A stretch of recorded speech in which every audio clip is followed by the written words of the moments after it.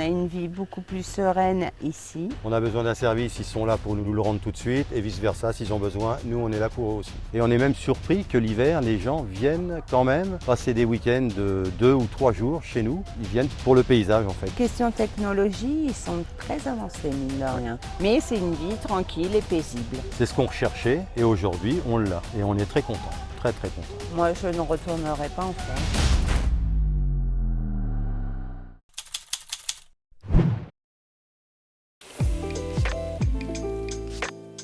À Torno, à côté de Miranda de Corvo, dans le centre du Portugal, C'est votre maison depuis quand ici? depuis 1 an. Et là, avant, vous étiez où alors? On était en France, dans le centre, à côté de Tours, en Indre-et-Loire. Et on avait fait le projet de venir vivre au Portugal quand mon mari serait à la retraite. Donc, maintenant, à la retraite. Voilà. Maintenant, voilà, la retraite est là et notre projet, il est abouti. Parce que le Portugal, il fait beau, les gens sont gentils, on a une vie beaucoup plus sereine ici. Beaucoup plus calme. Voilà. Calme. Voilà. Et les gens sont très sociables.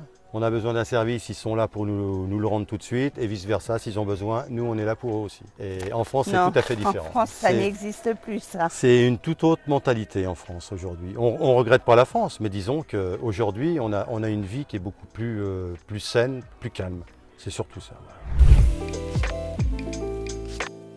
À Oui. côté d'une commune qui est relativement grande, parce qu'à Miranda de Corvo, il y a tout, il y a un hôpital, il y a des médecins, il y a tout ce qu'on a besoin, tout ce qu'on avait en France, Les grandes on l'a à Miranda, surfaces. les grandes surfaces. Et puis après, si vraiment on veut aller à la grande ville, on est à 20 minutes de Coimbra, une ville de plus de Oulouza. 220 000 habitants. De toute façon, nous, ce qu'on recherchait, c'est le calme. Après, si on veut un peu d'activité, on va à la ville, on n'est pas loin, hein. On n'est pas perdu non plus, on n'est pas dans un trou. Il y a quand même beaucoup de gens, c'est plein de petits villages, donc ça fait beaucoup de personnes, il y a toujours un peu de passage, mais voilà quoi. On n'est pas à la ville. Puis nous, avec l'activité qu'on fait, on côtoie quand même beaucoup de gens de tous horizons, de toutes nationalités. On n'est pas fermé au monde. Là dernièrement, on a eu des Slovaques, hein, ils sont restés 5 semaines chez nous. Après, on a eu des Portugais. Et puis Et on a puis eu des Espagnols. On a eu des Espagnols qui sont partis. Ils sont partis hier.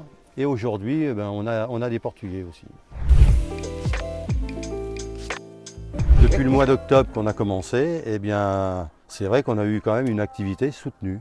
Et on est même surpris que l'hiver, les gens viennent quand même passer des week-ends de 2 ou 3 jours chez nous, malgré que ça soit novembre ou même janvier, février. Ils viennent pour le paysage en fait, ils viennent se ressourcer. Voilà. Puisque la plupart du temps, c'est des gens qui sont de la ville et donc ils viennent rechercher un petit peu de calme et de nature surtout. Ça fait comme les Français quand ils sont en France, ils restent en France mais ils vont voir une autre région. Mais ici, le Portugais, qui est soit au sud ou au nord, il vient découvrir la région centre, qui est une très belle région. On ne pensait pas que ça allait démarrer comme ça et que ça perdure déjà, parce que ça peut démarrer vite mais ne pas perdurer. Mais ça perdure. Les gens viennent 2 jours, 3 jours. Tout le temps, même en hiver. Oui, même en hiver. On est inscrit que sur Airbnb et ça se gère tout seul.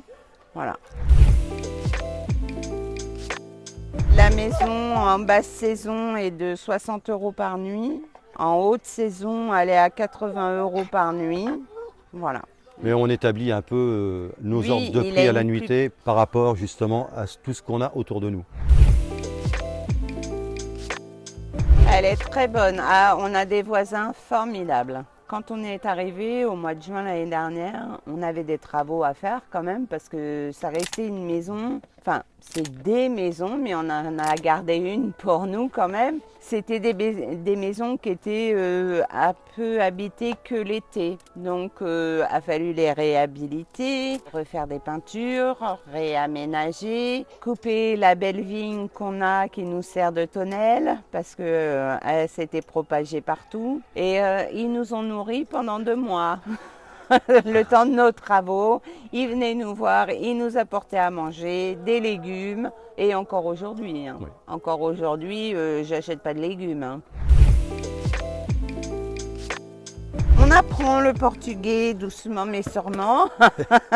D'aujourd'hui, on arrive à le lire, à le comprendre un peu, mais lorsqu'ils nous parlent, c'est compliqué parce qu'ils ont quand même un accent et ils parlent très vite.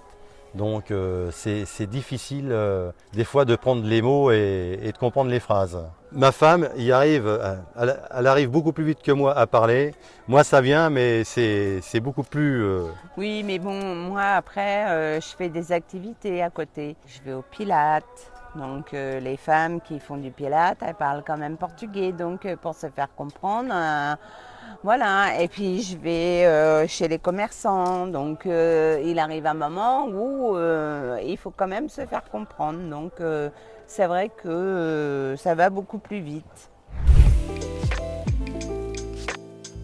La France, ça va pour les vacances. Et bon, on a de la famille en France, mais autrement, non.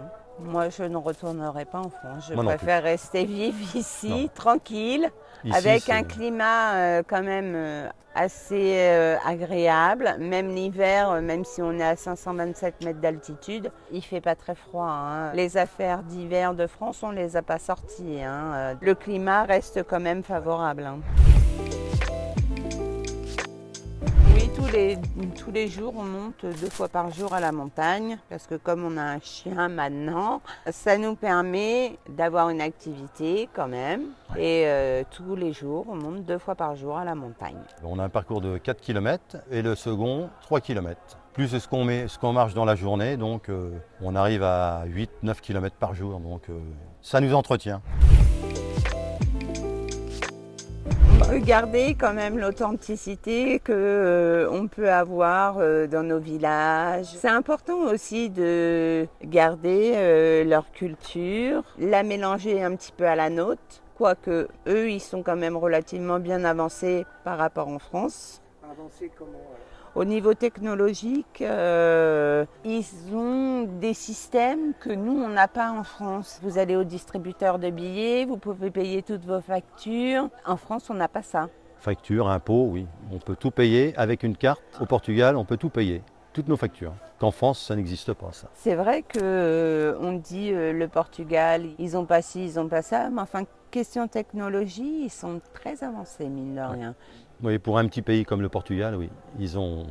Ils avancent doucement, mais sûrement. Ils ont su avancer, ils ont su prendre, parce que la chance aussi qu'ils ont eue, comme beaucoup d'autres pays, hein, l'Espagne c'est pareil, ils ont su rebondir avec leur entrée dans l'Europe. C'est pas une vie simple, hein.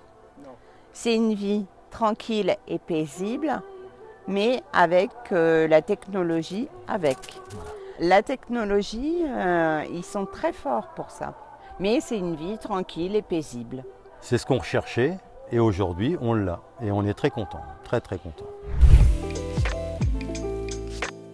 Pour notre venue au Portugal, il fallait que je sois à la retraite. Déjà parce que moi je suis une personne assez... Je ne pars pas comme ça. Donc il me fallait quand même une sécurité. Donc la sécurité, c'est mes retraites que je touche aujourd'hui. Et donc on s'était dit que si ça ne fonctionnait pas tout de suite, on avait toujours un moyen pour vivre, manger. Voilà. Comme on a vendu ce qu'on avait en France, on l'a vendu. Ici, aujourd'hui, au Portugal, ce qu'on a acheté, on l'a acheté cash, comme ils disent. Donc déjà, on n'avait pas de loyer à payer, rien du tout. Donc, on ne risquait pas de se tromper beaucoup. Mais non, il fallait qu'on attende que je sois à la retraite pour aboutir à notre projet.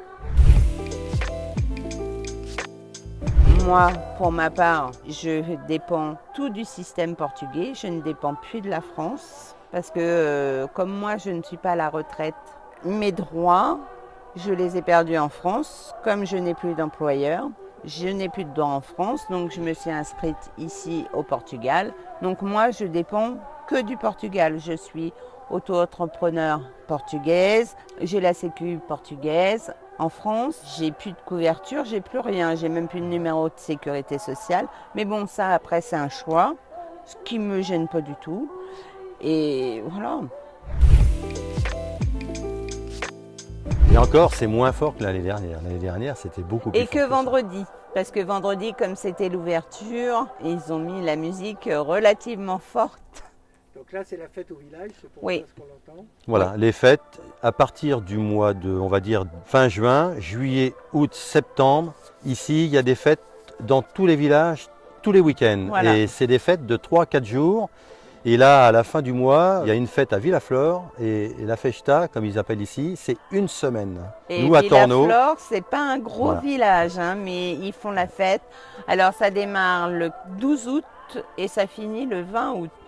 4 jours. Vendredi après-midi, samedi, dimanche et lundi. Le lundi, c'est exceptionnel parce que c'est la fête de la Sardina. Donc tous les habitants de tous les petits villages autour, ils sont invités à venir manger les sardines gratuitement à Tornau. C'est offert par l'association à Tornau. Et la musique, 4 jours.